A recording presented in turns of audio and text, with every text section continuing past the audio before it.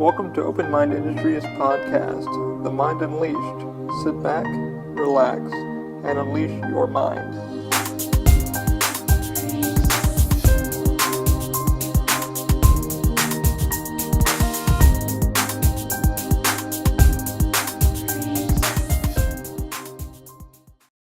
Apparently we have her, but she hasn't made her appearance yet. Her appearance has happened, okay. There's a rumor that at some point soon we're going to see both of them together, which I'm like, Magic Kingdom, please, come on, you have to. Like, Town Square, we can put Tinkerbell somewhere else, let's put them in there.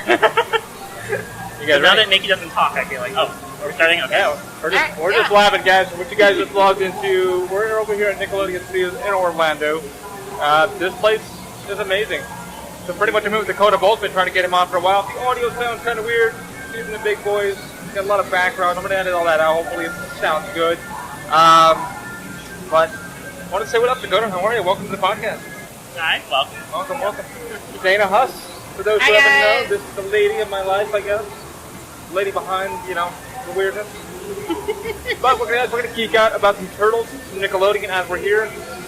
Venom, and just see where it goes. So sit back, relax, and try to close your ears because it's a bit loud. So, Dakota, what got you into geekdom, man? What's that? What got you into geekdom? Just a variety of stuff. I mean, I've always really liked animation, video games, What was your earliest animation? Earliest animation. Honestly, old Disney movies. Really? Yeah, thinking back, it was movies like, when I was younger, movies like Mulan, The Lion King. Any kind of like classic Disney film kind of thing? Yeah, and it's funny because, I started with the 90s films were kind of like what I grew up on, and then as time went on, I started watching the more, older movies like Robin Hood, which is now one of my favorites. That's crazy. What animated series, was it X-Men, something like that? What really got you into more, of the... I know you were really big into Turtles, guys. We're going to go deep into that. Was it, Ninja Turtles that got you really into the, culture for geekdom, or Gargoyles, or what was... That's a good question. What was, your defining cartoon? My defining cartoon? That's a very good question. Well, I mean, I did like a lot of the old Disney afternoon stuff, because, when I was growing up, it was back when Toon Disney was still a thing. And so, we had DuckTales, Darkwing Duck, Gargoyles, I think it was, back then it was, 9 o'clock, I think. Every night they would play Gargoyles. And, just older Disney stuff. I even remember, I don't know if you remember Timon and Pumbaa. Yes. The Little Mermaid TV series. Yeah. God, what else was it? Wonkers. Remember all stuff that? Like that, That's pretty much... Toon Disney is what I kind of grew up on, It's kind of your a Disney kind of mentality. Being here at the Nickelodeon Studio, guys, how do you feel now being able to sit here and not being Nickelodeon anymore, guys, but now it's, Blue Man Group? It is sad, because, this building, it's funny because this building was one of the most photographed icons in the 90s. In our childhood. Yeah, and we saw it at the end of every bumper for every Nickelodeon show that was filmed here. At one point, the gate over there was one of the most photographed entryways ever. It was the centerpiece where the logo was right there. And now it's literally the back of Hard Rock. It's with the land, because that was where they did all the, the production stores, stuff like that, the studios. And, I got a ride back there, but now they'd have, literally next to nothing inside the studio anymore. Not even any kind of posters or anything like that. It kind of blows. Yeah, that's really surprising, too, because, I know Universal is a studio. They're really proud of what they produce, and a lot of times, you'll see, over at the front of the park, they actually have placards with some of the stuff they filmed here. And they still do have the backstage, they have, placards that will say what productions are done, but I'm kind of surprised that they don't do more to embrace Nickelodeon. Yeah, it's kind of when you look deep into it, and there's plenty of yesteryear stuff like that on YouTube. There's a lot that last night I digged in, and I found that Universal Studios here in Orlando had a freaking tram tour that they had for not even a year. I had no idea about that either. Yeah. I mean, I heard about it, and then a couple of my friends of mine that worked up for Ghostbusters no, we did. And then one of our guys that we work with here on property is a huge Legends fan. Legends Hidden Temple, for those who don't know, one of my favorite shows too. Dana also. I can talk about it. Go ahead. Yep. That was one of my favorite Saturday morning things. You get up, you have breakfast, you're like, do I want a cartoon or do I want Legend Temple? Then you're like, okay, cartoons will repeat. Legend Temple, it's once every Saturday, turn it on, you don't even know who it is on the team. You choose one of your favorite colors, and you just cheer for them, and it's just so cool. Now, Terrence Days, like, you're lucky if you get to see it on repeat on Netflix or something. Yeah, exactly. I mean, it's like hard now because we don't even get to like see any of these shows. And one of our actor friends that we work daily with that knows the people that work on the show, and we're temple guards. And I'm like, hey, what? He was like, oh yeah. He like started pulling up all the past and videos. Like, it was a mess, guys. Nickelodeon Studios looked good on the outside. On the inside, I heard it was a gigantic mess. Like, legitimately mess. How do we feel like now that we know that as geeks, nerds, like, oh, it's so beautiful on the outside, but the other side, like, does it hurt you kind of inside? Because me, it's like, it doesn't really kill my spirit, but at the same time, I'm like, I would still do it no matter the less, you know? Yeah, I mean, I look at it really from like a production standpoint because a lot of times with shows and stuff, there is a lot. It is messy, you know, and things aren't always as picture perfect in person. Right. But you still kind of have that realism to it, you know. It's like you're here, you're there. I remember back when Slime Time was filming here. I actually came to the studio when Slime Time was filming. I was an off day, you know, so the set was there, it was active, but they weren't filming. But it was funny because I was surprised at how small the set is. So, like, watching Slime Time live, you think, oh, it's this giant atrium with these screens and these two bleachers, and it's actually really small. Like, each bleacher was like the size of an average, not even ballpark bleacher. Yeah, it's kind of like MTV when I went over to, like, it's so tiny. The little room, and they make it look so big with all the cameras, so using wide-angle lenses, so it's like, no one will ever notice unless you kind of get, like, sucked into that.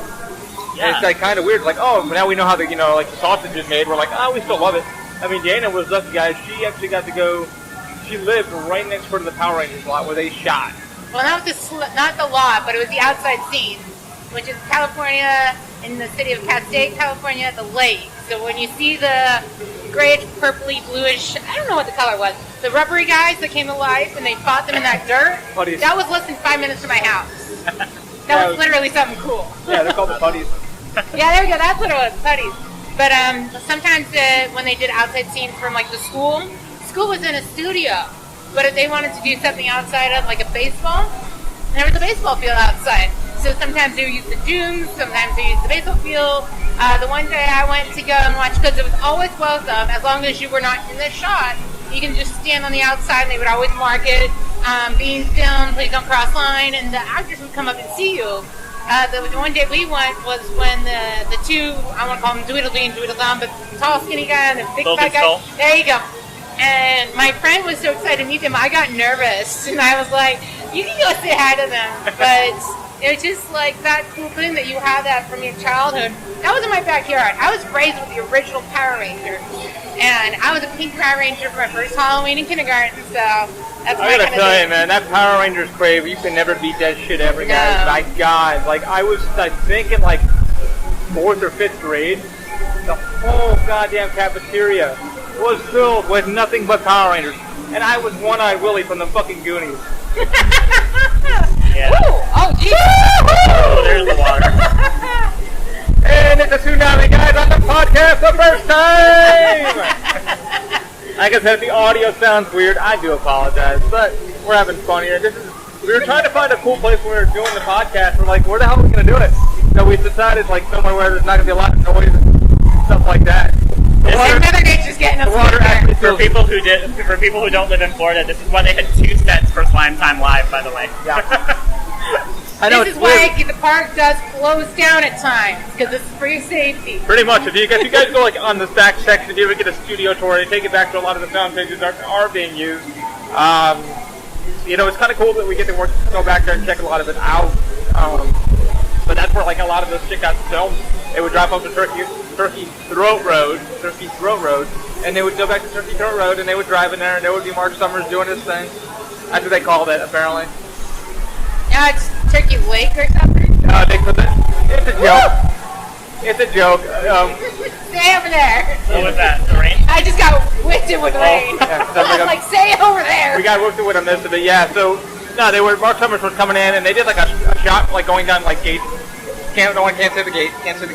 A certain gate to get on the property. They shot it going down to the parking lot where the sound stages are. And as he was driving in, they're filming it, and they're like, oh, he's like, you got caught on Turkey Throat Road because they couldn't say Turkey Lake Road. Okay. So Turkey Lake Road. You'll know what we're talking about when you come here to Florida. You'll see it. It's not a hard road to find. It's one of the back roads to one of the hotels. Yeah, so if you go there, then you can't miss it. It's not hard to find. Going back to your previous question, I just remembered. I can't believe I forgot to mention. So even though I was like mainly Disney, growing up and stuff, there were two things I liked in the Cartoon Network spectrum of things, and that reminded me of that.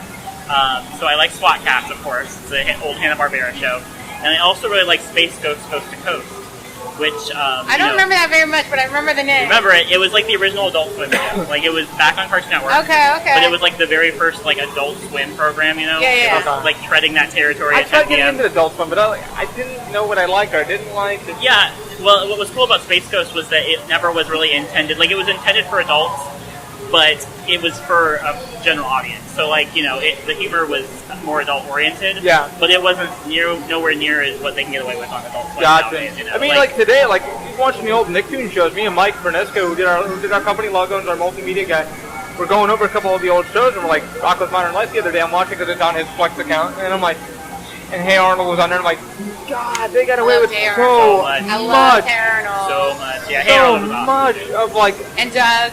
Doug, I actually didn't really I watched Doug's first movie, but I didn't actually see Doug as a TV show. No. What about Recess? I love Recess. Okay. Recess, loved it. Yep. Recess, I remember the movie Recess too. I remember that. Do you remember too. The Weekenders? Not that was a so more much. obscure one. Not so much as The Weekenders. Weekenders, Lloyd in Space, was another one. Yeah. And what was the other one? Lloyd in Space, Weekenders, Timo Supremo. It didn't last long. Yeah, that was very short. Yeah, it lasted one season, I think. Yeah, it sounds They right. showed it in reruns forever, though. Like, it was on Toon Disney, just bopping around. Yeah. Lifespan. Two Disney people, and I'm the one that's like, what show are you talking about? They're like, what? That doesn't exist. What are you talking about? What's really cool is, so I grew up, I grew up between Florida and Georgia. Basically, I would switch between the two. And so Atlanta is where I spent a lot of my time growing up. Yeah. And so over in Atlanta, we have William Street Productions Animation, which is like Adult Swim's headquarters. And it's also Cartoon Network's headquarters, too, around that area. What's really awesome, though, is that the building they used in Space Ghost Coast to Coast for the reference, for the logos, it was actually the building of William Street. So, like, the show, for people who haven't seen the show, basically it's a talk show starring Space Ghost and Zorak, two characters from Space Ghost, the Hanna-Barbera show. And they actually would make a lot of meta references to the fact that it's being taped in Atlanta. And, it's really cool because, like, Ghost Planet Industries was literally William Street Animation. That was this big building where I could see, we'd drive by it. It was just so cool. It was kind of surreal because that was, like, my first experience being close to something, film related. You know what I mean? Yeah. Like I said, like, growing up in New York, I see a lot of things like the news, stuff like that done. Until I went out to, like, the New York City and stuff like that to see actual I worked on a real film crew, so like I got to see how the news was shot. That was like my first experience. Being able to come out of like a live set, that didn't happen until I moved here. I was like, I walked in literally, guys, on a production one day by accident with a cup of coffee. And I'm like, what? I'm like, well, what? You? I'm like, what did I do? Shit. I didn't see the hot set sign. I saw nothing. There was nobody there to say, don't go in there. They were shooting a car commercial, and they're like, cut. No, you were good. You were fine. Do it again. I'm like, do what again? Walk in again. Oh, wow. So I spent a few minutes redoing that walk, and they actually used me in a car commercial. And I'm like, I did not know this. Wow, I'm sorry. Because Universal is like really weird, because like it is a live film studio still. You just don't know when they're shooting. You really, they don't shoot much here anymore. Like I said, that yesteryear I watched yesterday kind of explained why they got rid of that transport, because they had to drive. They started from here, Southern here, and then drove out. Went through here, and then they went right back through and then parked here again. It was like, all right, cool. Yeah, like you have to watch it. Like I sent it over to Dakota. I think did you watch it? What? The yesteryear. Yeah. Oh yeah, I did. Yes. So you kind of went over that, but yeah. Really, it was really weird on how they did it. And like, it's like the guests are walking the same route, so why give them a theater? So that's why kind of. And they were able to run guests over too, so they had to stop and slow down to a crawl. Yeah, and I feel like that's the major. Well, they brought that point up in the video too. Is that's one of the major reasons why our studio tour failed here is because at Disney for the longest time, their studio tour just went through areas you couldn't access. No. And so ours was pretty much a glorified tram ride. It seemed like through pretty Disney much. Park. Yeah. If you had a good tour guide, you could pretty much do it yourself. Yeah, here Yeah. it's hard to get back to certain sound stages which you're not allowed to go into. We're allowed to because we work. Two of us still work here. We're not allowed to go into them if their doors are open because they're shooting production. So they have somebody's in there. I mean, one day they were shooting a commercial and the guy was like sitting having coffee and they're like, quiet. I'm like, do I burp? Do I not walk? And I stopped. I saw a red light blinking. I'm like, can I make noise? Can I keep walking? And all of a sudden the roller coaster goes by. Ah! And I'm like, I guess I can yell. Okay, I started walking again. They meant quiet near the building. They didn't care about the roller coaster because it's right next to it. No, those doors are closed. They have sound resistance in it. It's totally taken care They're of. like, we're good. So, I remember back when I was here at Universal, they were filming Sharknado 3. Oh, God. And it was so funny. We can talk about this now because they made no efforts to hide it. In fact, you can actually see the board that says Sharknado actually has the logo for it. They called it Vortex 3. And, like, they tried to act like, it was a production title. Literally every single person knew it was Sharknado. Everybody was like, where's Tara Reid? It's like... yeah. I'm not a Sharknado person, so the only thing I know about it is by seeing the plaque. I'm like, I have friends that are into it, It's really weird. I think it's the one thing that... I did think it was pretty cool that they were filming an active movie here, something that would get a lot of attention. Oh, they do it all the time. They do you a lot wouldn't of even movies, notice. Yeah, they should hear all. They cover so much stuff up, not with CG, with just set dressing. You would never know. Oh yeah. I mean, they're like, oh, we don't shoot at Universal, but the next thing you know, there's like a private little crew, a team of 5, shooting a little commercial, and they're done within 10, 20 minutes. Yeah, there was one over where the Blue Man Group, or not the Blue Man Group, oh sorry, the Blues Brothers, off of that side street before Mummy, and they weren't even on the area, they were on a staircase. Yeah. And they added trees and flowers. I was like, we don't have that here, okay. No. And I didn't even realize that was what they were filming until I turned the corner and all of this gear grip, trucks of audio grip, trucks of props and stuff. And I was like, okay, can I cross into my work area? Like, can I go through this? And they're like, yeah, just don't go into that tree. And I was like, I'm staying away from that tree, and I took a long way underwater. Yeah. I mean, I actually got this. I was so that reminded me. I can't remember which one it was, but there's a movie. So the Bring It On films, Yeah. They filmed one here. Yeah, the Dueling Dragons. And it's so funny. So if you are a theme park fan, or if you've ever been to Universal at all, it doesn't exist anymore. Yeah. So when they were filming a lot of the interior scenes, like I recommend watching the movie if you've been to Universal or if you're a Universal fan. Because a lot of the stuff is really disjointed and funny because it's stuff you can't do in the park regularly. Yeah. Like, they are practicing at one point on a lawn that's over by the Central Park area you can't even get to. Like, it's restricted. But what's really funny is, like, the building itself, like, at one point, two of the characters are, like, passing Terminator, Yeah. Like, they're chasing each other, and then not even a second later, they're by Twister at the time. Which is so funny, because it's just like, wow, that was quite a sprint they just made there. The geography of the park was, like, lopsided. Yeah, it's twisted into itself. We're like, we'll make it work. And then if you go to another park, you're like, that's not possible. You make it that quick time. Yeah, it reminds me of the old Muppets Disney World special, where they came to Walt Disney World and they outran security. And so basically Miss Piggy was at Epcot's entrance, and 2 minutes later she was at Star Wars. And it's like, how did you get over there? It's moving magic. Yeah. That's all it has. That's all it makes. I'm going to get deep into Turtle Talk because how Dakota actually got to meet with Rob Paulson and a few others. He's been shooting in TMNT, the animated series. I kind of wanted to get deep into that for those who are like, holy hell. But when I first met Dakota, he came over to T2 where I was still working, and man, like, I didn't know he was that big of a nerd geek. Let's say geek because we're all, nerdum is the whole. Yeah, geek is much better. Geek is a little more, neutral, I think. Yeah, so you like everything. Yeah. But I wanted to get deep into that because he was like, you've seen this film for the turtles, and then I found out he liked crocodiles and Leatherton, and I'm like, tell me more. And then we started going into more, like, he actually got to go to a Nick, where they actually do the animation to it. Like, what got you into that? Like, okay, so that's kind of a long story. We got time. Basically, so I started. It's funny because a lot of people were like fans of TMNT for a long time. In the '80s. I know a lot of people really liked the 2003 show they did. I actually was not that big of a fan. Like, I didn't dislike them. I just hadn't really gotten into it. You know, I had no exposure to it. You know, I just kind of passively knew of it. So I ended up watching the Nickelodeon series, and the very first episode I watched of the series was episode 12 of season 1, and it was the episode that introduced a character named Leatherhead. I really like the character. He's such a cool character. You know, he's got a really nice backstory.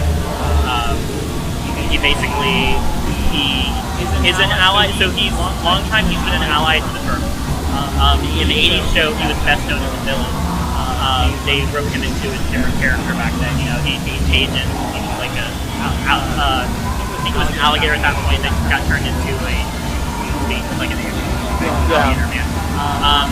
So the Nick series kind of took half of that approach. They went more with his Mirage origin, which he used to kind of be more of a neutral character. You know, he had his own agenda. Basically, he wasn't really a friend or a foe. He just had his own issues he was trying to deal with. In the Nick show, he's their friend. He sacrificed a lot for them. So basically, long story short, I just liked the character, and through a series of events, I ended up started talking to the voice actor as well as the production crew. It was really just, it's kind of funny. I honestly can't remember how a lot of that came to be. It was just me online. Yeah, it's like, how the hell are you talking to all these people? Yeah, production people. And it kind of evolved because like it went from just talking to people online, you know, to like actually talking more online, and you know, going from just like saying hi on the phone to like actually messaging and you know getting to talk. Eventually, I went out to go visit some of my friends in Burbank, and when they were doing production of the show, and so I got to go see the studio. It was pretty cool. I'd never been to Nickelodeon at that point. So fun fact. TMNT, so Nickelodeon, nowadays they have a brand new studio. I think it was last year or the year before they moved. But so now they film everything in one studio, and they do their animation there too. You know, the stuff that's not out there. Back then, however, every show had its own department, and so Turtles was actually in a building that was not in the main animation studio. It was off somewhere else in Burbank. You know, basically, I can't even remember where. It was at the time it was secret. You went there, you were like, you would never know. Yeah, it was totally disguised. The building was disguised. It was cool because you know once you get to the area that's not disguised, it was Nick. You know, it had the big logo you see in a lot of stuff, big wooden placards, things like that. But so Turtles ended up sharing a space with I think Nick Online. I think they had their space with. It was really interesting, but yeah, it was cool. So basically, they had their animation crew there. They did their pitch meetings there. It was really fun to look at. It was really fun to see just how the process is made. I really thought it was cool how close they were. Like it's not like a lot of studios where you think, oh, there's a department for this, department for that. Everything is just in place. It's really cool. You know, like if you need to talk to somebody in the art department and you are a writer, talk to them. Like you had a call across the country. Yeah, exactly. Yeah, an email. I mean, it still happens that way in a lot of like studios, but that's like crazy, like how it's collaborative. Jack's collaborative. Yeah, and you know, the animation was outsourced a lot of it to another studio. I can't remember the name of the studio at the moment, but they do a few other shows as well. But basically, the animation was done out overseas, and then like the actual production of the models and stuff was done in-house. So it was really cool. Like they had all the 3D models there. Yeah, it was tons of fun. So I basically just kind of spent the afternoon with them. You know, talked about things. They showed me at the time. They showed me some stuff that hadn't been out yet. Yeah. You know, it was really cool. Yeah. How do you think like your fandom has like evolved over the years, like meeting all these voice actors with them, like, oh my god, like this guy's actually talking to me. I get to actually ask legit questions. Yeah, I mean it's really cool. I really like how a lot of the voice actors I've met, you know, like it's really fun to talk to them about, you know, where they got the inspiration for certain voices, what they kind of put their mindset into when they're recording. I know you mentioned Rob Paulson. He's really cool. Yeah, actually, it's funny because Rob Paulson is the voice of Yakko, for those who don't know, Animaniac. And one night, I was on my Facebook, and all of a sudden I got a friend request from Rob Paulson, and I'm like, Rob Paulson doesn't even know. He just can't be Rob Paulson. So I was like, I clicked on the profile of it and saw who was friends with you. So I was like, well, he knows Dakota. whatever. And come to find out it's actually Rob Paulson. I'm like, holy shit.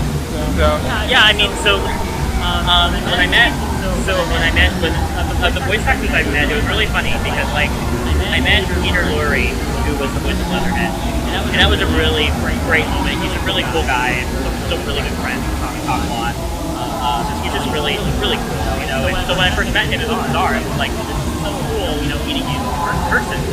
And when I met Rob Paulson, it was so funny because I think that was the first time it really hit me that this person has done the voice of so many cartoons.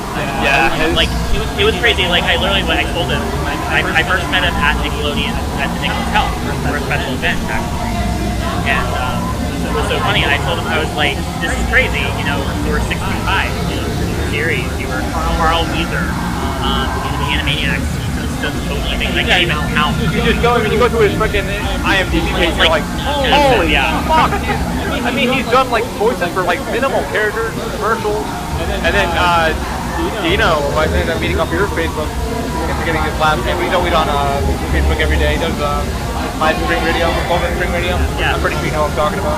Yeah. He's pulling up photos from like Rob Paulson, like way back.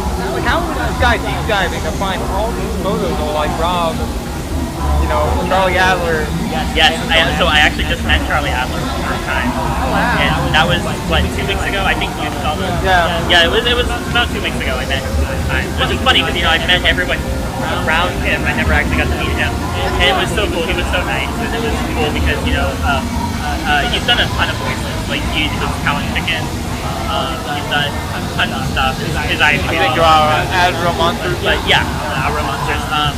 But what I knew of Ruck was, I mentioned SWAT Cats. He was the voice of T-Bone, aka Chance. And so it was cool because it was bizarre meeting him. Actually, he got it. Like, holy shit, you're this guy.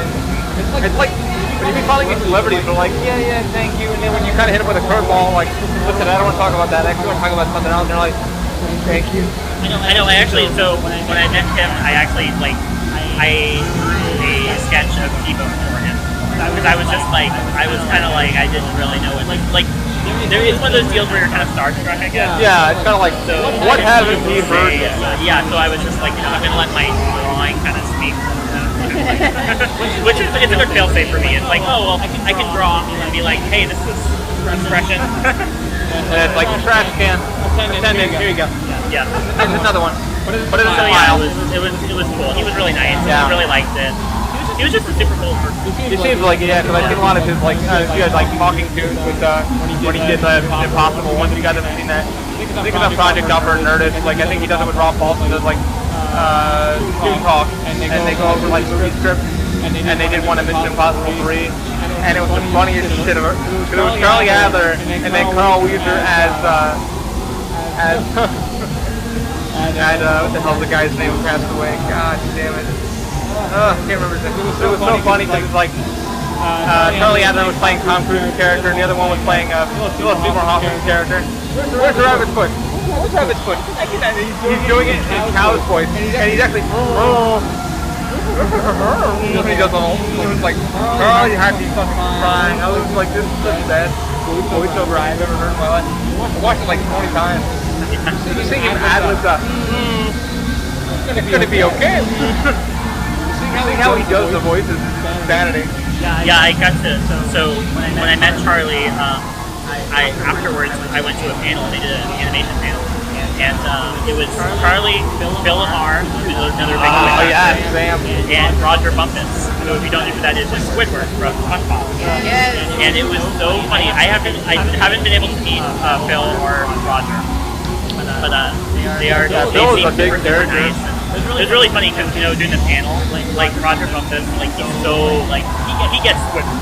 He really does. It was really fun listening to him talk about Squidward and just what the character has done for him and how much the character and him are like really part of each other. In fact, actually, when they were doing the live questions, it was so funny from the audience.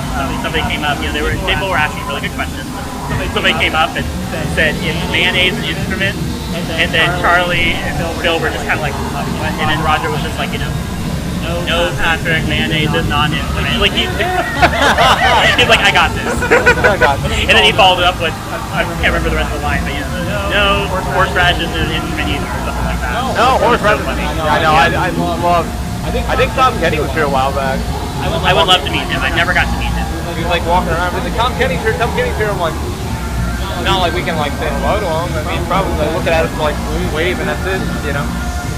I feel like as fans, it's like so hard to like tell them what you mean. Like my buddy Trent went to go meet I think it was MegaCon or one of the cons that he's at, and he got to get Kevin Conroy's autograph. Who's the voice of Batman, animators. It's one of my biggest like things. I think about Batman and I think about the Joker. It's Mark Hamill and Kevin Conroy, my two favorites. They're my childhood.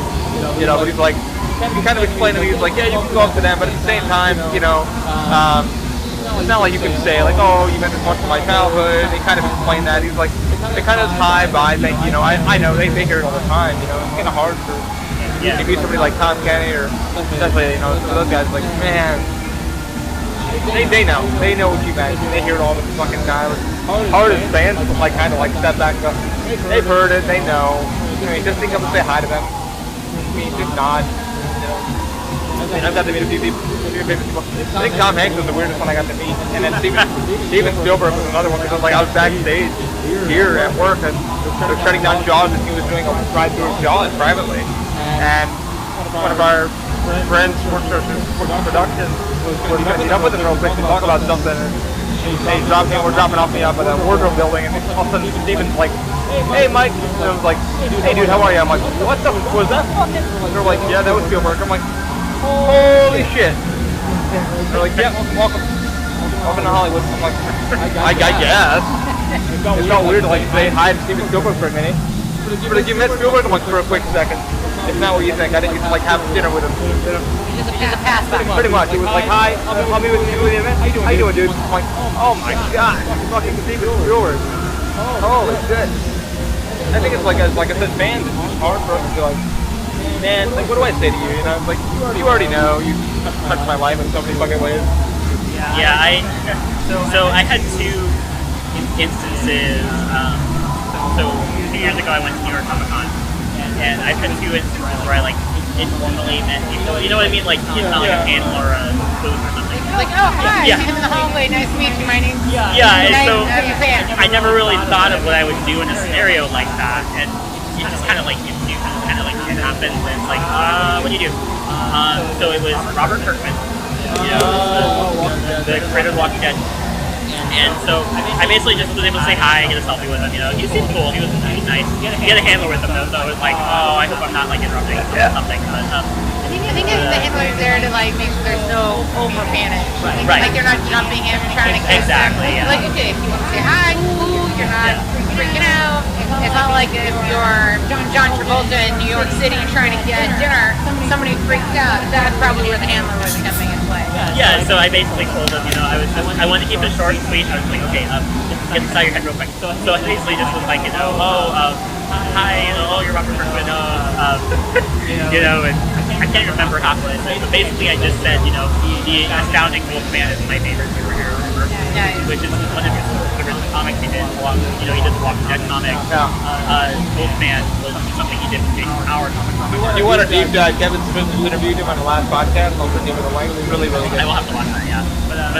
So yeah, I basically was just like, that, and he's like, oh, cool, thanks, and selfie, and it's kind of a blur, The other person I met, I actually met them twice in the same area on 2 different days, was Scott Adson, and he's Baymax, Baymax, and I recognized him. He didn't have a handler. He was walking around. I had seen him before, so I recognized his face, And just like, hi, and he was talking to himself too, and when he was done, I went over and said hi, and he was like, oh, hi, nice to meet you. And so the first time I met him, we just said hi, and you're cool, Baymax. Talk for a bit.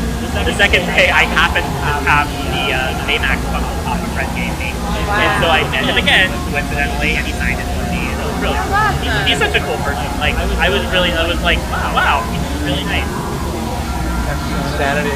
I like it when like celebrities like they kind of blow your mind. They're like, dude, I already know. Like, let me just blow your mind a little bit and be like real. Also, the Baymax voice is not a computer. Like he's literally. That literally sounds. It's literally him. Yeah. Yeah, if you watch like the making of it, he talks normal. It's like, Yeah. He's just got like this delivery, you know. yeah. I'm Baymax, your personal haircut companion. You can even do like the stutter, like this has a cool way of doing things That's awesome. electronically. We jumped out a window. There's a video of him actually doing. It's one of those twisted tunes kind of deals. Yeah. Where he's doing a scene from Shining. Oh, Like God. Baymax. Oh, I think I saw that one. Yeah, he's like, you know, here's Johnny. It's just the way he does it is so funny. Oh my god, that's amazing. So when you kind of like, you finally got the turtles, and then like, you were like, holy shit, I'm finally getting to what you know, what drove you to it? You know, like you loved it so much, and then you saw Leatherhead, and you're like, you didn't get to meet Jenny Trejo, did you? I have not gotten to meet Danny Trejo. I have friends who met Danny Trejo, and they say he's super, super nice. I really do want to meet Danny Trejo. He's on my list. Yeah, because I remember you were talking about like, Dakota gets so nerdy about it when he's like, oh my god, like I told TMNT and like they should have did this voice, but they didn't. You can tell when they didn't edit it. And I'm like, holy shit, like you're really deep into this. Oh yeah. So yeah, that was that's why you remember that. That was basically Danny Trejo does a character on TMNT called the Neutralizer. And on the show, they use this kind of like voice modulator to mix his voice to kind of have this kind of like deep space, kind of like really guttural kind of thing, along with the raptor noise. I think there's raptor noise from Jurassic Park, but like they're like really specific. And for the escape, I guess the sound team is different. So literally, it's Danny Trejo trying to sound like a computer. It's still awesome, but it's hilarious at the same time. He's like I gotta give him props. He did a good job of trying to sound like the way the computer gets around again. Yeah. I've heard he's really cool. Yeah, I've heard like my buddy's friend said the same thing. Like apparently he's big into for a lot of make-wishes that he goes to. He's big into claw machines. So like in the back of his car when he goes to like a make-wish, like he has a shit ton of like toys because he goes to claw machines and just like knows how to win them. Yeah. So he'll give the kids like a stuffed animal from one of the claw machines. Really nice guy. Does a lot of charities. A lot of charity stuff. A lot of shit like that. So, it's kind of weird. We're filming here at the thing right now. We got people looking at us like, what the fuck are they doing? They're changing out the ice and No, they're looking at me. They're like, what the fuck? All the cameras, recorders, like they're doing a fucking podcast here and everywhere. Like we had to. We're nerds. We're geeks. We had to talk about the Nickelodeon stuff. So what's like your drive now? Like what is something Dakota is like very passionate about? You know, Turtles kind of. I know Hellboy has just come out. You were very passionate about that. You've been sending a lot of photos excited and for that, texts. yeah. Talk about that a little bit. Like what's like the new goal for you? Turtles and kind of taking a backseat. Yeah, I mean, well, so the show got, it did get rebooted. It got a new version of it now. What we call the 2012 series, you know, is now finished. The new show is pretty cool. It's definitely a different show in terms of like the feel of it, you know. Yeah. It's something I feel like they wanted to go for a more like what a lot of Nickelodeon shows are now, which I don't want to say Teen Titans Go. It's not like that. Yeah. It's like, you know what I mean? It's a different kind of like it's less serious. So like with the new TMNT show, it's more they're 15-minute segments and they're just kind of like you can watch them in order. And they did that to Ben 10 as well. They still have that. Yeah. But so the 2012 show was in order, so you had to watch it in order. You know, you skipped an episode. Something's missing. You know, it doesn't feel right. With the new show, I think Nickelodeon wanted something they could just hear anywhere, anytime. Which I think is one reason Teen Titans Go is aired so much on our network because they can just throw it in any order. But it's basically I'm just kind of like focusing on work and you know the new Hellboy movie that is supposed to mention that. Yeah. Other than that, I mean, I really am into Disney still, tons of Disney. You know, I'm excited for what's going on with Marvel right now. You know, we've got it Disney, we've got it, a lot of stuff with Guardians of the Galaxy happening, which is pretty cool. I know he's really big into Rocket Raccoon. Yes, Really big into Rocket. Favorite Marvel character? I'm gonna say Rocket Raccoon. Most people would say Groot, but I think you know Dakota. He goes to the oddball character. Yeah, It's like the one day he's like, can you 3D print something for me? I'm like, yeah, sure. What's up? And he's like, okay, do you know the button on like Baymax and thing? And I'm like, yeah. He's like, any chance you can kind of make one? I'm like, it took me like a minute. I'm like, yeah, I think so. And I ended up going to like SketchUp, and I'm like, okay, not right, no, not thick enough. And finally, I mastered like how to do it, and I think I made it like the right size, and Dakota was like, ah, you did it. I'm like, only you would think about something like this. Yeah, it was actually, it was for a lunchbox. So you know, my carrier, I basically found a red lunchbox that resembled it close enough, and then that's what he made that for, so that I could like embed it into the front. Oh, it's actually in there? Yeah, it was a very unconventional process. I basically hot glued it, and then I took more hot glue, and I used the tip of the hot glue gun to kind of like with a cake, you know what I mean? Like kind of like cover it and glaze it until it's set. No, it's basically like a kind of dome around the edge of it. It was a lot of work, but it works. It sticks. I have to see this. Also, this was back when I was first starting to like make stuff, so I'm sure there's a better method of doing it now. Yeah. Once every remaker learns, you know, like 3D printing or whatever. I'd love to try it Podcasting in again. general, you know, it's like you learn. I would love to definitely give it a shot. Try and make a good one, you know. I gotta see this. I gotta see a photo of this. He's also in the Beauty and the Beast, big Beast fan. He's got pops and everything else. Yes. And somebody who works for a movie theater helped him out. Yes, there was a certain person that worked for a movie theater who helped me out with that. Who also got me a Logan poster and Logan letters. Getting that, sign up for Ready to Be the First we got it. That was not fun. This was easier than this one. Logan was like tooth and nail. Beads was like, nobody wants it. Well, you like, what do you want? And I was like upstairs the one day was going to see the movie, and I'm like, I want Logan. And he went up and I was like, all right, let's see what's more on the list. I was like, five below that, because it was like first serve, posters, movie stands, whatever it was. I'll try. And then all of a sudden, I see the break room, and it had my name on it. I was like, wait a minute, nobody else wanted it? You all were on like the list begging for it. Well, girl, she got the body, like the daughter, him carrying his daughter, and the girl couldn't have it. She's like, you want it, and like months ago, and Dana was like, do you want it? I'm like, I'll take it. And, you know, we haven't gotten it. Yeah, it was first letters, then I was like, I can't fit it in my small ass bedroom, so let me just take the letters, and the letters are actually on my wall with a Logan poster. I'm gonna frame it, because I'm a huge Logan fan. Hugh Jackman, I love you on Twitter, because like, you didn't say hello to me. If I send it to you, will you sign it? That would be awesome. He's actually a really nice guy. Hugh Jackman, he's really nice. He was like, oh, he's an ass. I'm like, no, he's actually really nice. He said hello to me on Twitter twice. I'm like, oh! He did freak out. He was happy. I was like walking, I'm like, it's like hello from Logan. I'm like, oh! Like fell on the ground. I'm like crying. I'm like, I love him. Hugh Jackman said hello. But this one, Beauty and the Beast, I wanted other characters, and I signed up for everything. I said all characters. You know the only one I got? Beast. What do you only got Beast for him. What do you think drives you to that kind of character? Like you first started with like Leatherhead, you know, and then Beast, and then kind of like the Wolfman, like Universal monsters.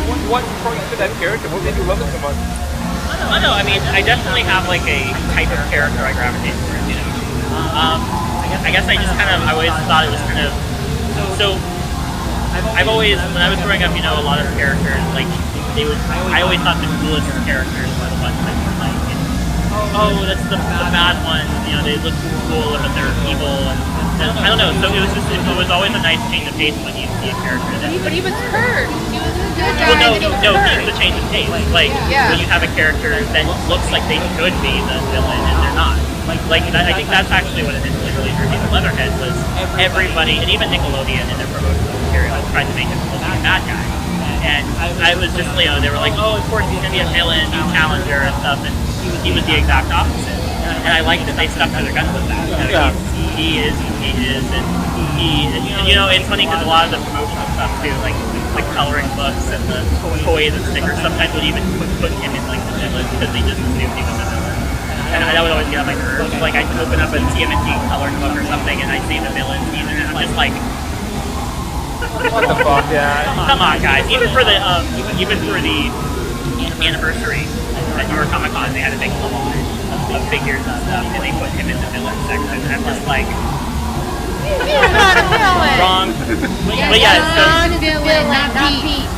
So yeah, and I really like how he kind of embodies that type of character. That it's not it's really, you know, like, it doesn't matter how you look, you know, nicest people will look here. Yeah, it's, you know, that tattoo thing that I spoke to the other day, you know, would you trust this guy? And the guy had all covered up in tattoos. And then a minute later, like, the guy's a doc, you know. Doc, I'm literally a surgeon, you know.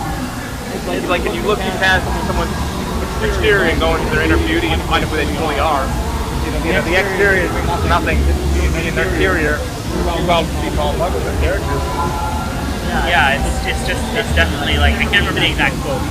I remember I saw a quote once somebody made a band with Leatherhead on it. It said something along the lines of like the kindest hearts are the most smart.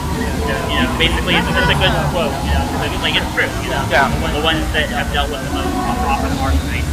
Yeah, they get it. I know it's true. It's completely like most characters. Like you'll even see people like that are. Like I said, we meet a lot of our celebrities and are like, no, like, I'm a celebrity, but you have no idea what the fucking road I've been down myself. Yeah, and I think I've heard that's, you know, Danny Trejo actually. Yeah, he's had a fucking, I think that's one reason why he's been in prison, in and out of prison, he's been a drug dealer, drug runner. Like, he's open about it. He's like, no, dude, I just did this. Yeah, he actually is really good with using that as a platform to help people that are in that situation. He's like, I can get you the fuck out of this, but you need to take the bigger steps to get the fuck out. And I feel like that's like the thing. It's like we don't think of it as a person. You know, like, oh, they're so lucky. They're, you know, humans like us, but they have better more money than we. You know, it always comes out in financials. Like, oh, they have more money than we. Obviously, no, and they have the financial security. It's like, no, like to get to this road, it took me a long time to see that. Like if you look at his exterior, like, holy, he's a scary guy with the interior. Like he's been down that road, he knows what it takes to get there. And like when you're designing a character, you know, characters you obviously saw him like he, you know, being a broken character, you know, Wolfman, you know, being what he was, you know. And then it's changing over the years because we saw the newer Wolfman with Benicio del Toro, the father, the one that killed his brother, you know. I'm like, holy shit. Yeah, and I definitely like. I really like how there's certain parts of the story between the piece that have been interpreted differently or they've changed over the years with the different adaptations. I know I really like the live action adaptation they did. They did a fucking phenomenal. Like I didn't plan on singing, and Dana was like, we have to go to one of our date nights, dating days. So we went, and I couldn't help but fucking stop singing Evermore. Yeah. And I was like, I had to listen to like the Ringo version, and I had to put on the auto. You were obsessed with that. Like for a whole fucking week, I was listening to this song. I'm like, God damn, like what happened? That comes from being like in the theater too. Because I was singing in theater, and I'm like, gosh, the song is really good. But then it kind of running back to her, and I'm like, really fucking good song. Yeah, and I really liked how they gave really gave him a different kind of like. I love both characters; they're both awesome. I love how the live action Beast is a different kind of like. He's a different character altogether. You know, his personality is a lot more like intelligent and witty. And he's got his own little stick, and you can see how that kind of would have also worked as an arrogant human, which is kind of funny to see. You know, it's cool because he feels a little more fleshed out. You know what I mean?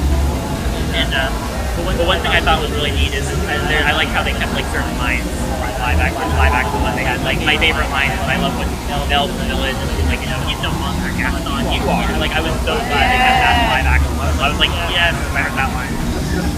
Yeah, I didn't know how I would like Emma watching as Belle, but she really pulled it off. I was like, wow, they did the research and she really kept going close to the source material. And I really liked how she was really how involved she was with like the finale and stuff, you know, like how she, you know, got Gaston spoilers for anybody who hasn't seen the movie. How she got like Gaston's arrows and them, and you know how basically she was trying to help East and Black Sea instead of showing up. It was really cool. I really like how involved she was.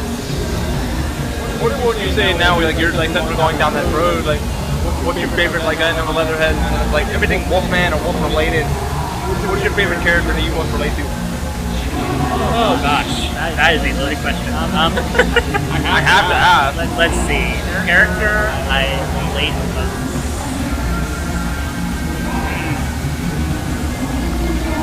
That's the funny thing, you know.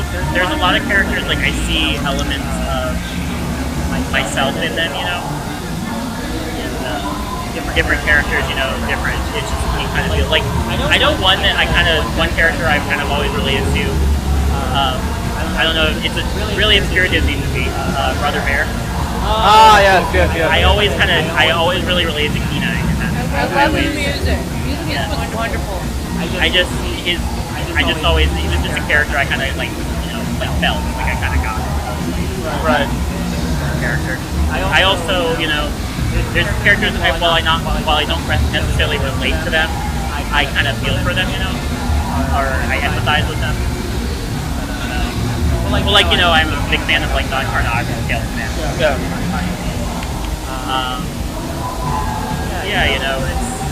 There's just so many. Like I'm drawing a blank now, of course, now that I really gave him a lot of questions. Holy shit. So yeah, we talk about this all the time too. There's like just different characters. I mean, I know the character that I most relate to is Logan, and I kind of broke it down why. And like every time his animation was calling out, he's agonizing pain.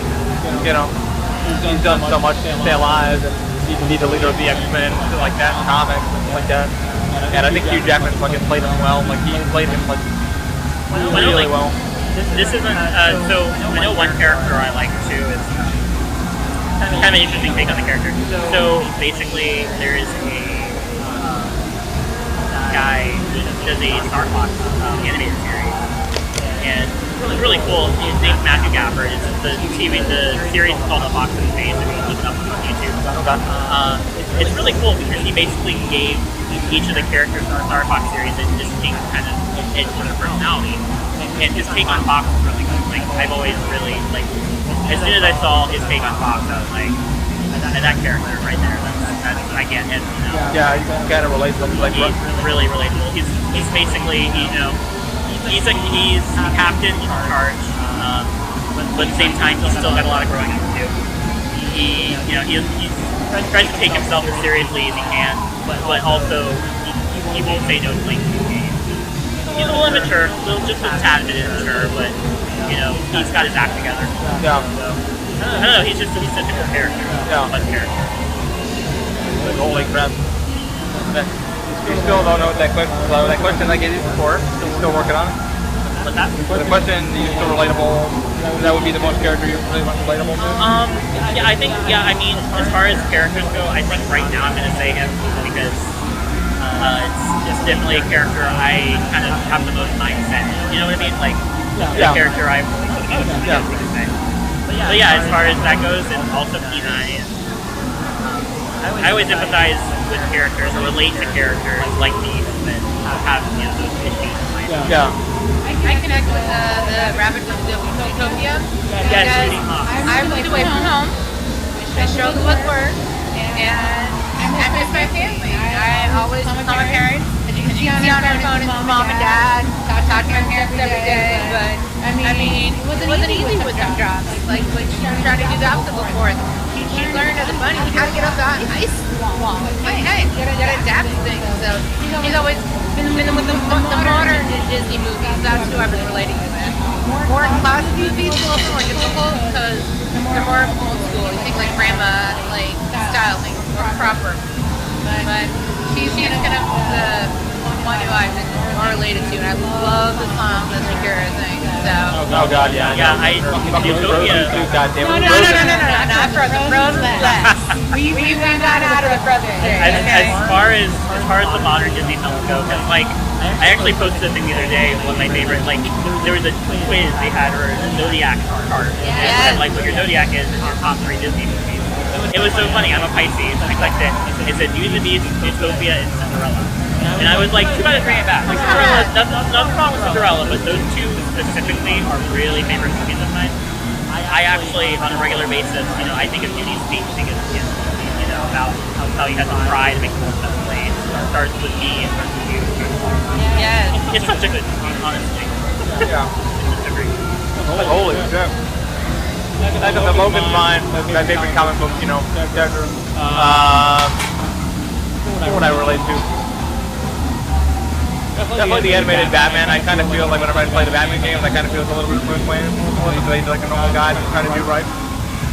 That's kind of my go-to. But Logan, like I really deep down feel what he's going through. Pain-wise, personality-wise, so he's talking about the mind who he is. He doesn't really know who he is, and then during the movie, like he hit it dead on the money when he's talking to his daughter. He's kind of going through like a nightmare kind of thing, and he's like, you got here, you did this, but you need to accept who you are. everything you did in life, you have to kind of live with it and accept it and let it build you. And I was like, shit! Tear rolled out of my eye. I'm like, he's been through some shit. Telling her, like, listen, I don't have much longer to live. He does.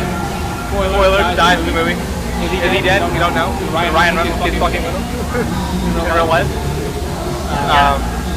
Yeah, one of my favorite characters. I love when Hugh Jackman's like talking about with them, and they always makes me kind of a little bit towards the end. I always cry. I always love it. Even in the movie, I'm like, guys, like, you okay? I'm like, my Wolverine. Yeah. I never saw it, but you told me to cry every time you went. I cried twice. Yeah, that reminds me, a character I do relate to a lot, which I've already mentioned, Rocket. I do relate to him a lot too. Specifically, like, I just kind of like, I don't know, it's hard to explain with Rocket, because it's one of those deals where he's like frustrated with the world, but at the same time, he wants to do right. He won't admit it, but he does want to do right. Like I always get emotional in the scene in Guardians 2 where Yondu's basically telling him what he doesn't want to hear from all this truth. And it's just like, he hates the world because the world treated him like crap. But he can't help it, he wants to help his friends. His friends are what made him realize that the universe doesn't. It's just, he's really good character. Yeah. Now, what is your obsession with Hellboy? What's that? What is this obsession with Hellboy? Oh, Hellboy, it kind of falls in that line. I always thought he was a good character. I'm excited for the new film. Ron Perlman's version of Hellboy. I always liked how he was kind of the unconventional hero, I mean, he's a literal devil, but he's not that guy. He's basically, he was saddled with being this tool of the apocalypse, but he doesn't let that behind him. He has his own path he sets out for himself. He knows what he wants to do. He's not going to let anyone tell him what he's made to do. And I think that's I kind of love like in that one scene, he's pulling his horns off, and he's like, remember who you are? And he's like, they have the eye, and they can see like the horns on his head. It's like, Yeah. I mean, I read through all the articles on like why. Ron Perlman kind of thought that wanted to be Hellboy one more time. I mean, he wasn't the character much during the film, guys. There was a lot of stuntmen doing a lot of the work of Ron Perlman up there in age. He used of that. Very, very funny actor, and he's like speaking about it. He was like, I go in and I do a few scenes. Stuntmen want to pick up the rest, and like, why do you can't handle the breakdown? Most of it he could do, but jumping up and down on things like he just can't take it at his age. Stuff like that. I feel like the new Hellboy, though, I feel right choice. Yeah, David Harbour, really cool. He's from Stranger Things. I'm really excited to see what he brings to it because like when you're talking about replacing Hellboy, you're like, oh well, Ron Perlman is Hellboy. How are you going to replace Hellboy? It's similar to the Mary Poppins thing. It's like you can't think of anyone else who's the character, and then suddenly they show you the perfect fit, and it's like, cool. Okay. Yeah, it's got the voice and everything. David Harbour, he's Hellboy. I mean, you told me like we were speaking about it one night over the text messages, and you're like, well, he said that with Ron Perlman, and like he got his blessing. So it's like, yes, oh wow, that was that's cool when an actor gives you like, hey, like you got this. Like give you any advice, like here you go. Here's what I did with it. See what you do with it. I think the same thing with Mary Poppins. We were at Disney the other day, me and Dana, and they were doing some trivia to get a pin. I literally do a trading pin, And It's more like trade flex. Sorry. That's insanity. Big collector. I have to show you pictures of my collection. I need to see them. Yes. Like I used to like I like pin trading. I'm kind of a pin hoarder. Like I don't really trade anymore. I just kind of like get them with my People I'm saying good online, your mass order, take wins that you like. But as a part, 6 for 30 pins. Now we're online. I got 50 pins for the same price. Pretty much. Insanity. I'm like, oh, your pins arrived. Where? I'm like, because I order them to hit Prime. I don't work it out with them. He's like, I love you. I don't love you that much, though. Bye. Gone. I'm like, good to see you too. But yeah, like they were talking about like the Mary Poppins kind of filling up that role, and apparently that actor's got Julie and the blessing also from Julie Andrews. It's kind of cool when like the actor has like sisters goes, listen, I don't want to fuck your work up, but I want to try this. Would you mind? And the actor's like, you know what? Fuck it, I've done it. Here's what I can give you to tell you to do it. heard my blessing, and it's kind of like, okay, I feel cool to like try it now, you know. If I fuck up, I got the blessing. If I did, if I succeed, whatever. The classics are always going to be the classics. You can't get around that. Yeah. You know. Like the Beauty and the Beast, we didn't know how that would turn out, and it turned out to be an excellent, so like a live action. Yeah, like, it's really funny too, because I know Disney has been getting a lot of heat lately for doing so many live action adaptations. And honestly, I'm fine with it. Like, because the thing is, like, I know a lot of people were really weird with, like, Pete's Dragon. And my thing is, it was just... on Netflix. So, like, but the thing is, I didn't really see it as, like, a remake. I saw it as a reimagining, because it was a totally different story. Yeah. It was totally different. Yeah, I mean, Elliot was not the same Elliot. He wasn't even the same kind of dragon. He was no longer something he could see, or something that made himself visible. He was a dragon, a full-on dragon that had legends around him, or around him. It was a really cool reimagining, and they really, you know, you can tell they put a lot of effort and heart into it, because it was a great movie. Like, as far as the other live-action adaptations go, I only recently saw the live-action Cinderella for the first time. I actually had... Really? Yeah, I was like, that wasn't bad. That was really cool. Okay. I love the live-action film. Was good. Love it. It's one of my favorite things about the live-action film. Aside from the amazing cast, you know, and that. Idris Elba for Shere Khan, awesome. Yeah. But And everybody wants him to do everything. They're like, I want him to do this and this and this. yes, Like, that's why, like, yeah, I know he's awesome. But one thing I love about the live-action film is they fix the one thing I don't like about the animated one, and that is the ending. So in the original animated film, spoilers from years ago, Mowgli. Yeah, if you haven't seen it yet, it's really sad. Yeah. Continue. Mowgli goes back to manhood, you know, and that's it. He sees a girl. Okay, cool.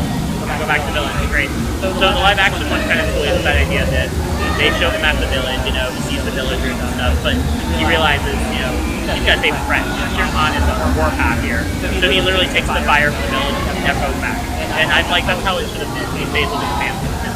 You know, the humans, they're humans, whatever. You know, his family raised him. They're his friends. Yeah. That was the only way it should have been to be able to say them. I just thought it was really nice that they gave us such a great, better closure to the story. When you watch the finale of the live action film, you just feel like it's complete. I gotta watch it. I think my mom watched it. It's like, why is everything CG? Why is everything like? The CG is amazing, by the way. I mean, it's not like back then CG. It's like they're using better graphics here. Hello. My mom's that way though. She would see the movie. She's like, I don't know. It's not what I remember. Like everything has to be CG. It's like. That awkward moment, I'm staring at the track behind you. One of the techs is actually walking track. I've never seen him do that. They've closed the right behind us over here because of the rain. And I've never seen anybody actually standing on the track. Usually he's on the platform, but he actually on the track. Sorry. Random moment. Looking at stuff. Random moment. That's why it's called a podcast. Random stuff. So I don't want to knock it because the trails turn out pretty cool. But the only one I've been kind of skeptical at right now is Mulan. And the reason why is because they've changed. I hear now, we haven't really gotten much official word of anything, but people are saying, you know, rumors are saying that there's no Mushu, no Li Shang, no Shan Yu. What? So I'm like, I know the live action Beauty and the Beast took some liberties and they added a character, but why are you taking them away? You know, it's like.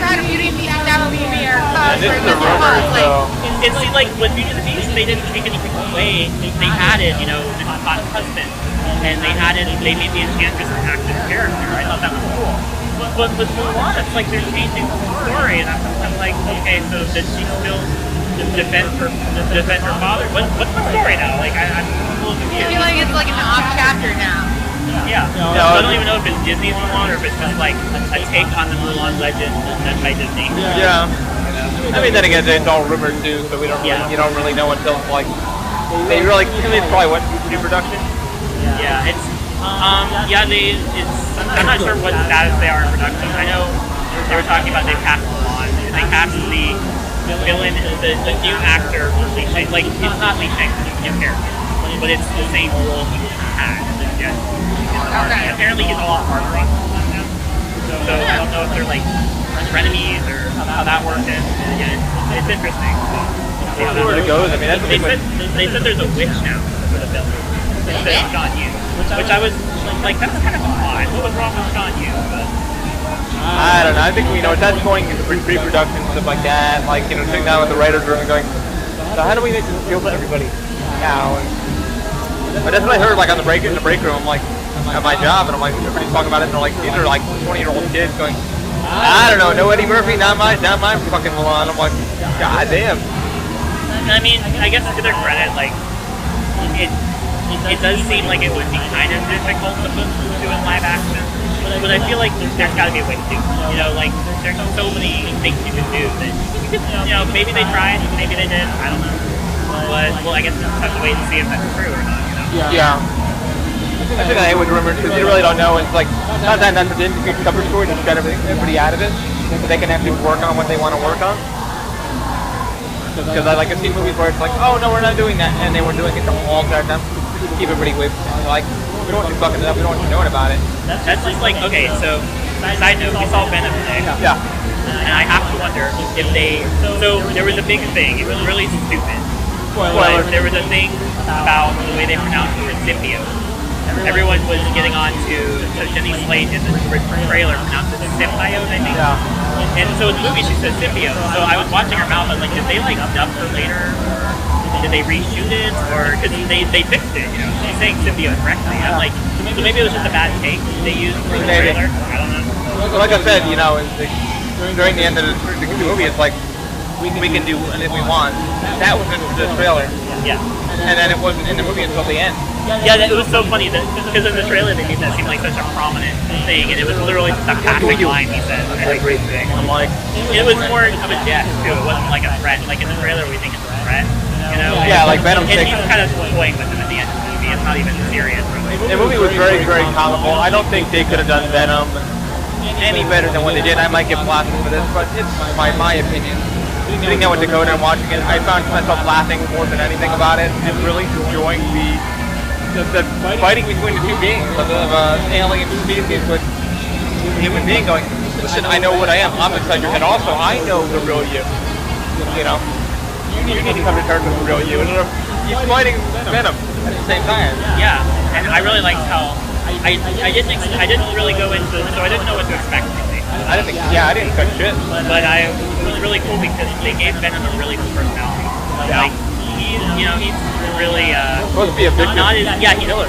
He was vicious, but he wasn't as cold as you think he'd be. Yeah. Like, he actually did show some sympathy, and like he at one point in the movie, like when they're on top of a certain place, without saying where it was, he's like, oh, this is actually kind of beautiful. Yeah. It's like, oh, Venom has feelings, like he's not like this. Yeah, and you find out, spoilers, you find out why Venom's actually here and what happened and what the goal is.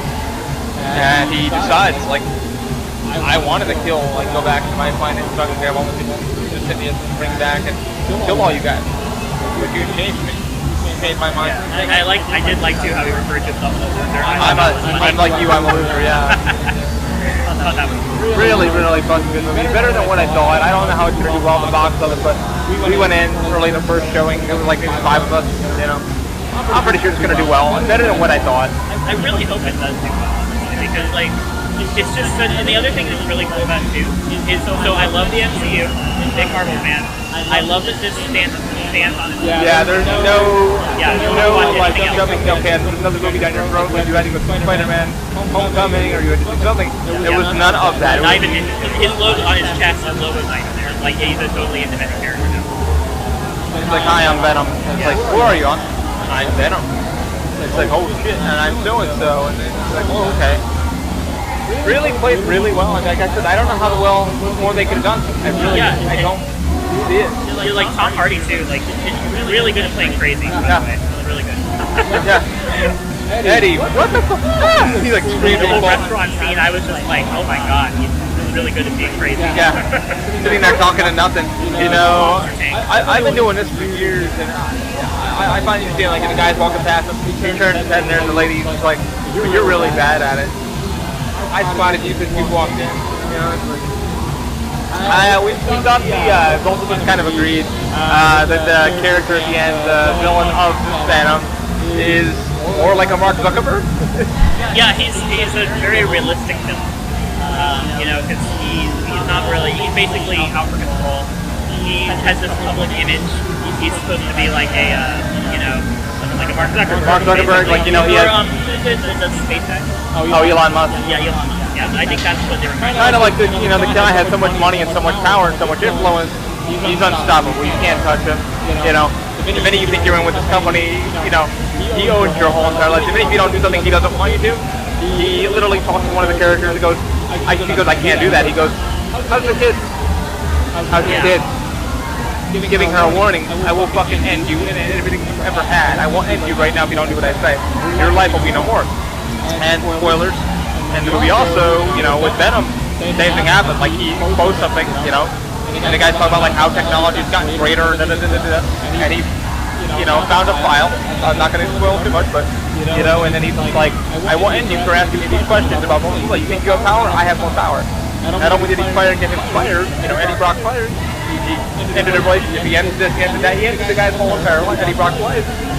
Made him lose everything that he had, And, it's kind of like today's society of, like, Mark Zuckerberg like that, like, they're so fucking big that, it's like having it for untouchable, sadly, but that's kind of how the character feels. It's like, you do what I say or whatever, you signed up for this project, do it, or I end you, kind of thing. It's kind of like today, like, you don't sign a contract with Facebook or something like that, you don't realize that they own half your content, it's kind of like that mentality of it, I just our thoughts on the character, and it's kind of like Dakota said, very real on the character. They really thought it was like, this guy has so much power and so much influence over society, because everybody's like, oh my god, you're so cool, so powerful. At the same time, you're like, oh my god, this guy is really shit. He needs to stop. He's only thinking about himself. It reminded me a lot of Norman Osborn. He had a very Osborn. The whole place felt like Osborn. What was the name of the institute? I forget. The Life Foundation. Life Foundation. Yeah, it was basically Osborn. Yeah, kind of like Facebook campus. Legitimately, like, we're not joking about the Mark Zuckerberg reference, because it's like exactly fucking like that. It's like, I own your life, pretty much. I own it. I know everything about you. You don't like it, stop. I can end everything you ever are. Do what I say. Shut the hell up. Kind of mentality. We thought the character was good. The guy who played him, I forget that. I looked at the credits. I don't remember the guy's name. It's like but he did a really good job of bringing that character to life and really. He was a good jerk. Really good jerk. He really knew what he was doing. I felt like, everybody in that movie did a great job, and like looking at the script, like, how can we make it relatable in today's world? And they really hit it on the nail on the head. I also thought it was cool. Like, you can't really say much about the character because that's spoiler territory. But I mean, like, I thought it was funny. I didn't expect Jenny Slate. I thought that was funny how so she's been in a lot. The only other thing I saw for him was Utopia. So I'm like, Assistant Mayor Bellwether. Every time I hear her voice, it's so funny. See her do something like this, something serious, like Marvel or Dark movie. She's doing a really good job, and she's a great actor. Yeah, it's a great movie. And like, oh my god, I hope Venom does really well. Like, I really enjoyed it. I tried to get Dana to go see it with us, but she's like, no, I'm good. It's a good movie for Halloween. Marvel Halloween time. Yeah, no Halloween party here. You enjoyed it, not me. I'm sorry. I will say, while we're on the note of that, though, I will say that I do. So I know a lot of people were talking about, they were disappointed it didn't get the R rating. Yeah. I will say I do like how the lack of the R rating makes it more accessible. Like, there is quite a few moments in the film that are like, holy shit, yeah, dark and cringy and even a tad bit gory, but like nothing crazy. Like, I wouldn't have a problem going into some fans. Yeah, like around 16, 17, I would, no problem. Yeah. I think that's what they really were going for, that demographic. They wanted something that they could expand both the Marvel fans and also introduce the teenage fans to the other fans. Yeah. Which it's just a good movie, I mean. Yeah, I mean, that's the thing. It came out of left field. Nobody really knew what it was going to be, and then when you're like, oh shit, Logan got an R rating, what you needed, to be honest with you. For Hugh Jackman to tell the story that he wanted, we needed that R rating because they tried putting it down as PG-13, but it didn't play well. And he's like, I have to more of this to close it off. And it played well. It played phenomenally well. And Venom was not, like there were moments in it that were pretty dark, but like the way they got around the rating system was like they would not show certain things even though you knew they happened. Yeah, the head biting. The head biting, but also one of the later posts. Oh yeah. So they don't say what happens to that person that gets infected, but you know what happens. Yeah. It's pretty dark when you think about who it happens to. Yeah. But they didn't show it, so hey, it's fair game. Yeah. You know. Like ah.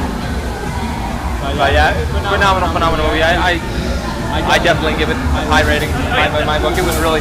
I wouldn't. We had a lot of laughter in the theater, and a lot of people really knew what they were walking. Unexpected laugh. Yeah, really. Everybody kind of giggled and was like, "That was a really good joke," or you know. And I think I mentioned to you after the movie is that Tom Hardy, who would do the voice of Venom 2, and he said, yeah, actually he recorded it previous before the movie was done, and then he would listen to the playback in his ear so he could know how to voice with it. He said, oh, it's pretty fucking cool. You know, it really worked out really well. Which I thought that was cool that Tom Hardy was that integral to the character too, that they, during the production of the film, would record his lines, you know, pre-production, and then go in and do any stuff later, so like he was involved for the entire process. It wasn't like a deal where they they got it set up and then cast an actor that can be replaced later. It's like, no, Tom Venom full time. Like, He can literally hear it in his ear and he goes, motherfucker, how do I react to the same character? Which I thought was a nice touch because you can't really tell it's him. No, really. I mean, I kind of had a feeling when the way it was being presented, but I didn't know. You know, it was like, did he do the voice awesome? And you're like, yeah, he did. And it was really well done. You know, that's a fun, nerdy movie, a fun, geeky movie for a comic book fan that we all love. I'm trying to think about another topic to bring up. I know you were talking about Spyro, and you're also talking about the Sly Cooper series coming out. You're thinking about getting a Nintendo Switch coming out pretty soon. Yeah, I'm getting a Nintendo Switch soon. Very excited for Starlink Battle for Atlas, the game coming out. I'm excited for Smash Brothers to come out. That's the whole thing in itself. I'm excited for. So I know in the game I don't think they announced all the fighters yet for that game. I think they have a few. I've been hearing there's a few more they have yet to announce. But I am very excited that Loco Doc is back. I thought that was pretty cool. We finally got King K. Rool in the game. That's pretty cool. I've heard the rumors are kind of funny. I don't know if you saw the rumors. They were talking about possibly adding the Minecraft guy. Yeah, I heard something about it. And Incineroar, which Incineroar makes sense to me because it follows the Pokemon theme reason, you know. Yeah, it's kind of crazy our game. Like our game right now is playing Spider-Man and I'm playing Horizon Zero Dawn. They spend that time with all the work and 3D printing and stuff like that. Trying to look into an SLA printer and stuff like that. It's really hard for us to even meet up and do this forever. Yeah. I'm on the other side of the state. Well, not state, but I'm over by Disney now. Yeah. Which I said, Dakota, let's do this over Skype or whatever. No, I really like if you need person, we have to do it on Skype. Let's do it. But I said, all right. Venom's coming out. Let's gonna make it a day and have some fun and talk about nerdy stuff. Unfortunately, Dana's not really talking that much. We're nerding out. You guys have fun. We're just nerding out. She's our Andy Richter. She's standing over here. She's got like her papers. Like, I don't know what to say, and this is actually Dakota's first podcast, or the second podcast for you. I did a podcast a while back. It was a long time ago. Like, I don't even know if it's still on. Oh, this one's not gonna stop. My goal is, I don't know. Every week I'm like, okay, I'm climbing the ladder to, this will be episode 49. Yeah, like I'm almost on episode 50. And I'm even shocked, dude. My analytics said I have over 2,069 downloads. For the 50th, you just strap a camera to yourself and go for more dates. Like, oh yeah, I can't take it. That'll be quite a. You can take the ride, not I. Yeah, it's been a while, while I'm doing all this with friends and getting down and like, let's nerd out. And they're like, what do we talk about? I'm like, anything. Let's just talk, I think we hit the podcast ahead today. We really talked about everything that who you are, what you do, and it's kind of crazy. What's next on your run? Like, what are you gonna go to more? Like, I need to get into drawing and stuff like that. Are you gonna go down stuff? What's Dakota's mindset? You mean like career-wise, or just in general, or today? I would say career-wise in general. Like, where do you want to see yourself in the next couple years? That is a very good question. So I'm working at Disney right now. I'd like to see where that goes. It's like I know I tried doing some stuff with media arts, animation, and it's just like my class was really taking me in the direction I really wanted to go. So I decided to kind of put the brakes on that, rethink things. I don't know. I like where things are heading. I'm thinking I'm going to stick with Disney and see where I end up. Maybe a different venue even for time. But yeah, I mean, I'm just kind of I'm just see where I go from here. But who knows? Honestly, like the future can be completely unpredictable. So I find it's not easy to plan. Same thing with Dana, guys. My plans have been just flipped upside down. Yeah. I mean, same with Dana, man. She's literally been up and down, left and right, corner turn. Yeah, I mean, at one point, I literally, back when I lived in Atlanta, my mindset was that I'm going to go to school in Atlanta and then try and get a job with Cartoon Network or Adult Swim. And then that got moved around now. So it's just weird, it's hard to kind of plan and kind of see where it goes. I mean, I've been in the same thing, guys. I moved here. Family's Colorado. So I moved across the country by myself. Went to work for a company sitting. 4 months later, they said, hey, you're a good person. There's your form. And I learned that Florida's right to work state. So it's not illegal for them to straight up fire you or let you off without anything else. And then went to 4 or 5 jobs at a time and run myself out and lost sleep and didn't have a life, whatever. And I said, okay, I can't do this anymore. I need to either go get a job where I can save money so I can go do what I love as a passion, which is live theater. I love doing live stuff. I don't like to do film stuff. It's more of, hey, let's rehearse, we do a show next. I haven't been able to do that. So I'm now working for a full-time company, seasonally here at Universal, and right now it's just focusing on making my savings a thing so I can support myself. I don't have to move back home and then say, I tried but failed. So I've been through that where it's like, hey, I tried and failed multiple times, so I get the life-changing thing. I absolutely get it. I've got to be a main tech leader. So that goes back to Judy Cox, what you were saying. Exactly, that goes back to Judy Cox, where Judy comes to a career that nobody thinks she'll be surviving. Bunny as a police officer, where they have the giraffes, the rhinoceros, the polar bear, big guy. All the world in a theater career where 90% of the people there are guys. Because it's like, okay, we're strong, we can do big things, we can lift things. You need girly ideas, okay? Girls like to wear dresses and shows. So some guys can create that. A lot of guys can do makeup and costuming. But it's more the behind the scenes, lighting, run crew, all that stuff. They think, okay, well, a guy's like, okay, cool, I'll lift it, I'll get fast and do this. So it's been hard. It's been one of those things just to prove yourself. And it's like, well, I don't want to prove myself to you, I want to prove myself to me. Exactly. So that's exactly what Judy Cox comes into my role. Yeah. I mean, what would you tell people now, like, knowing what you guys know career-wise, if they wanted to get into animation, if they wanted to kind of represent, what would you tell them? They want to get into animation, or like the things that you've learned, like in the animation field, or like your journey, and like, okay, I want to do this to go into this field, or I want to go that field, Well, so I guess basically my advice really would be find something you like doing. Find something you can see yourself doing.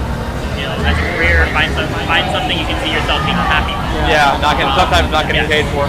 Yeah, and you will have a lot of trial and error. Even if you go off to be the most successful ever, you will also have trial and error. And especially in any sort of film or theater, especially theater, we'll have a lot of trial and error. And you'll have a lot of, hey, work for me for free. A lot of it's volunteer work. I've had a lot of networking. A lot of people are like, oh my gosh, you're a stage manager. We have a production, but you can't pay you. Exactly, yeah. Well, I can't survive off of gas, food, paying rent. When I'm taking time off my other job, and I'll get paid for it. You can't do that these days. Yeah, so my advice is just do what works for you, do what makes you happy, even if it's not what you think you need to be doing at the moment. If you feel like it's going to get you where you need to be, then no. I mean, if you feel a bit intimidated by school, or you don't know where to go, don't be afraid to ask questions. Don't be afraid to reach out to others. There's a lot lot of people, a lot of schools even, a lot of people will help you with that. It is kind of a confusing field to be in.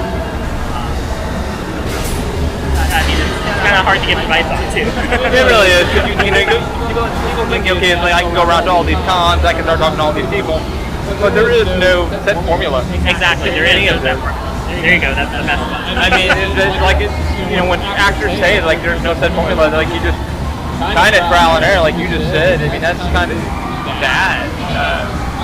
You can fucking walk in the door and there's somebody like, I'll help you, and then it's like, no, you really try it this way. There's no set recipe. I can also say, too, like, if you are interested in acting or if you're interested in voice acting, definitely make a video, show what you can do.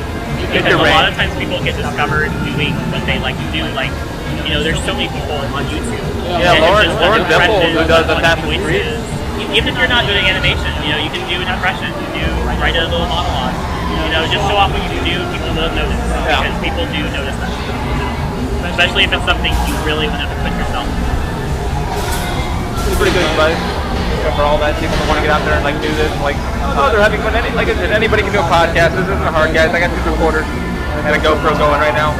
The hardest part to get the editing in because of all the background noise and just all that clicking and blabbing, but yeah, the rockets are there. Yeah, and all that good stuff. And I hope it was fun for you to get some nerdy stuff out of your brain. Is there anything else you wanted to touch on? Not really. It's kind of been spontaneous. Yeah, it's kind of like, Anything you wanted to touch on? Yeah, it was just fun hanging out with you guys today. Awesome. Come to Blue Man Group and more Nickelodeon. Yeah, I mean, like, we get back to a little bit of Nickelodeon in a quick second. I mean, it's like, still sitting here in fucking Nickelodeon fucking studios, amazing, and seeing what the Transfer actually took place in last night's video, and being able to work around here, and then seeing what Dave School's on property has, Dave School's digital animation, visual effects. For those who don't know, it is on property here at Universal. And a couple of Dana's roommates actually went there and, learned some game design, stuff like that, filmmaking, VFX, and stuff like that. Not just game design, but movie animation. Yeah, do all that.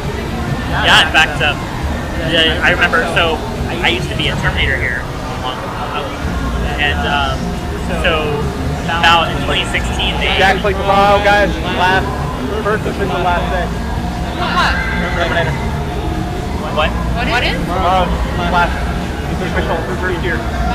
No, he 1 year, yes. Oh no, I had to bring that up. I don't have a date logo, I don't have any drink left, so pour one out for you too. There we go, that works. What happened? And pour one out for it's a thing. Okay. But anyway. I don't know what you're talking about. Anyway, so when Terminator Genesis was released, they ended up giving us a minor refresh. We were supposed to get a lot more.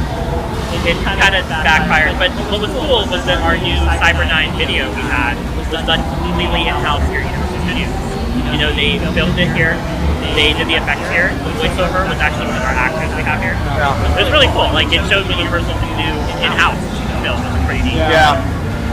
Which is cool because, like, I don't know if you guys saw the Mauritius episode. He was here for the last day of it, and it was a wild one because I wasn't even supposed to be working that day, and a friend of mine was like, I don't want to work, do you want to come in? And I'm like, you know what, I was just going to sit here all day and watch all the shows and do my last dance. And he got me in. He got me tickets. That got me last. And I'm kind of glad I kind of actually sat down and actually said, all right, let me do a shift there. Because it was actually one of the chillest shifts I had.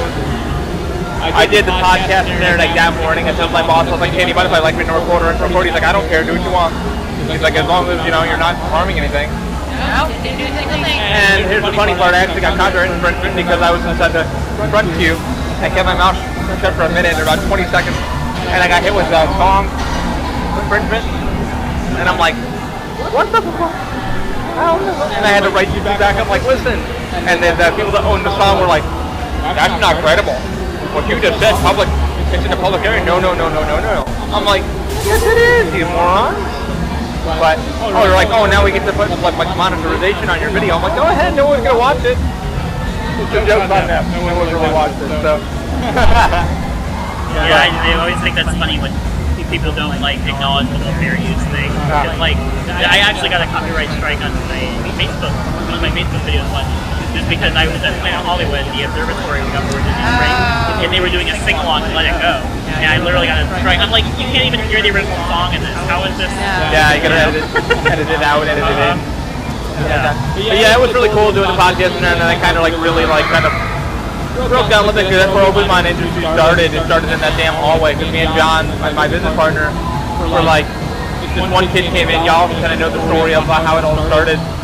I'm suffering from a disability like I have. He's going through like mega surgeries, and my business partner now, like, I sit down with him, and I'm like, why isn't there like light parts? John's a structural engineer, and I walk down that our hallway, our manufacturer hallway, and I'm like, this is where our idea started. And a month later, we started Open Mind.